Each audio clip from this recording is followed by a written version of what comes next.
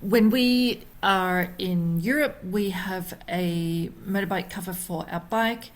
And personally, I think the older and tattier the bike cover looks, the better, because it signals that the bike that it's covering maybe isn't that expensive, isn't that fancy, and maybe not worth trying to steal.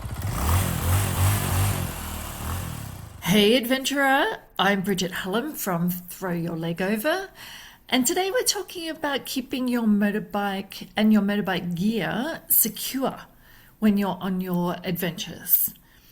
And by the end of this episode, you'll have some ideas for security gear and also some strategies that you can use so that you know that your bike is as safe as possible when you're having an amazing adventure. I want to start with a bit of a reality check because nothing will keep your motorbike 100% safe. But you can definitely shift the odds in your favour and keep it as safe as possible. Thefts tend to be opportunistic, as in not planned.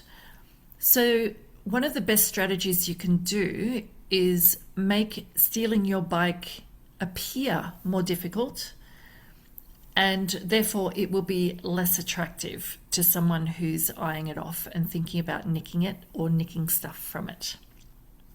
I'm going to talk about security gear.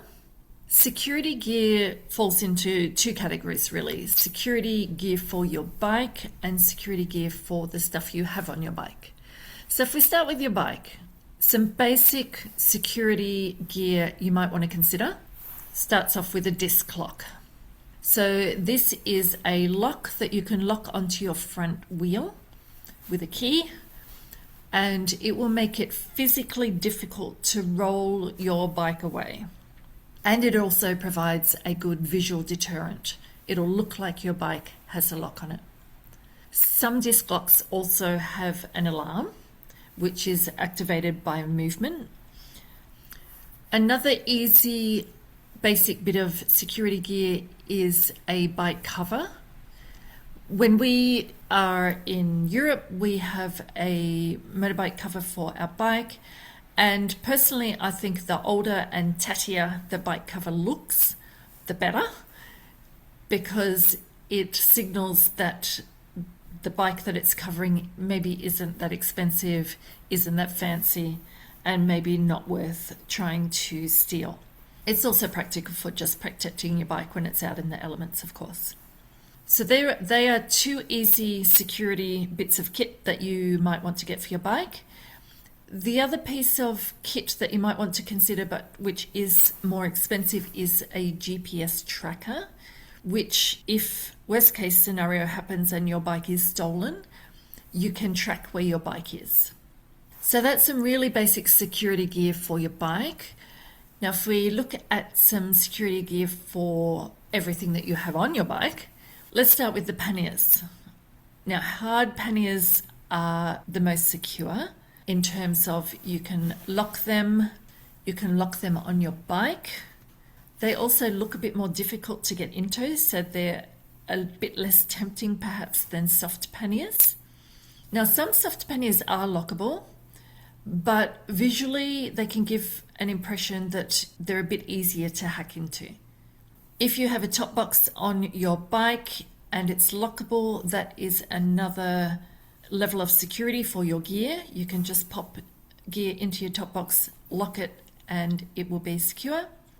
We also have a security mesh. It's called PackSafe Exo Mesh, and we have that to surround or cover our big bag, our Touratech bag that sits on the back of our bike, which we pack all our camping and cooking gear in. So the metal mesh goes around it, and we can lock it in such a way that no one can open it up and get our bag out. And also we can lock that mesh to our bike. We can padlock it to the bike itself. And another piece of kit that we have, which we use quite frequently, is an extendable cable. Our one is kind of like a I don't know what that's called, where it's round in kind of a circle thing, which you can stretch out. I don't know the word for that. And we use that to thread through our helmets. Say we're in Europe somewhere and we decide to stop just at a supermarket to get some lunch or some fruit or whatever. We're just wandering into the supermarket and coming back out again. We'll just thread that extendable cable through our helmets and lock it onto the bike for the 10-15 minutes that we're in the supermarket. Another thing you can do is, if you don't want to wear your jacket, say it's really hot and the last thing you want to be doing is walking around with your jacket on, then you can thread an extendable cable through the sleeve of your jacket and then lock that onto your bike as well. So they are some basic security gear that you might want to put on your shopping list next time you are shopping for security kit. Now let's talk about strategies.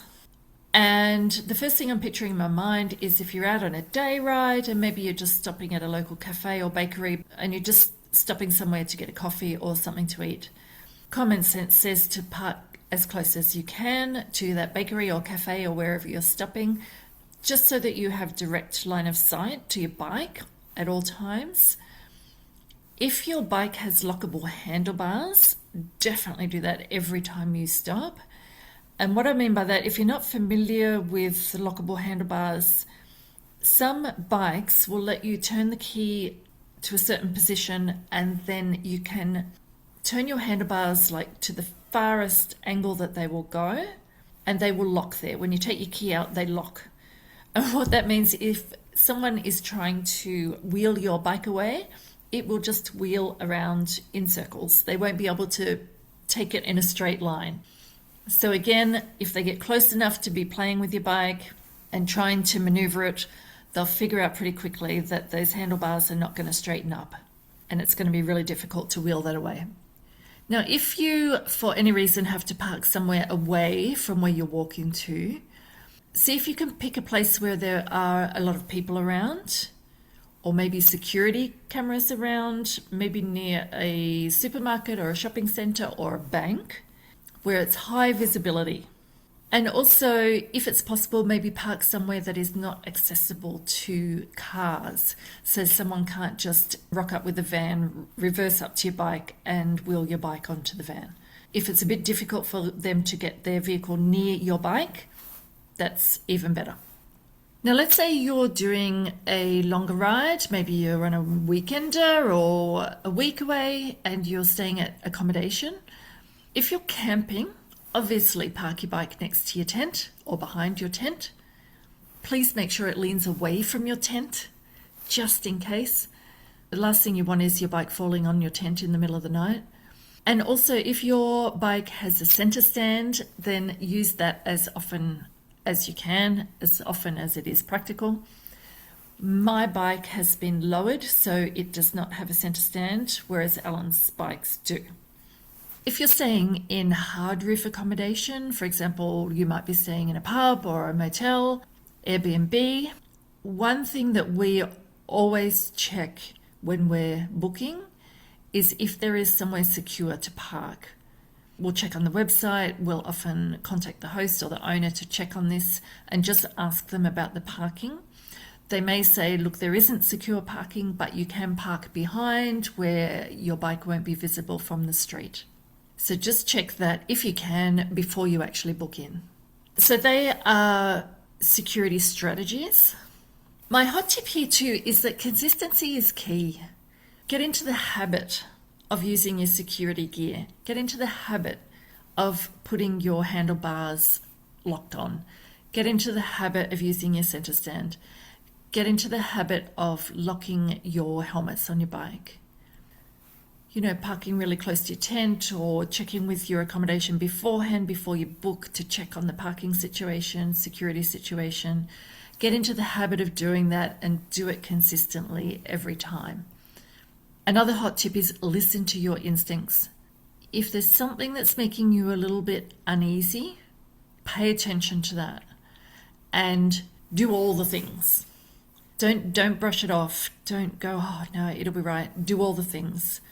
All your security gear, put it in place, put that disc lock on, make sure your top box is locked, make sure everything's locked.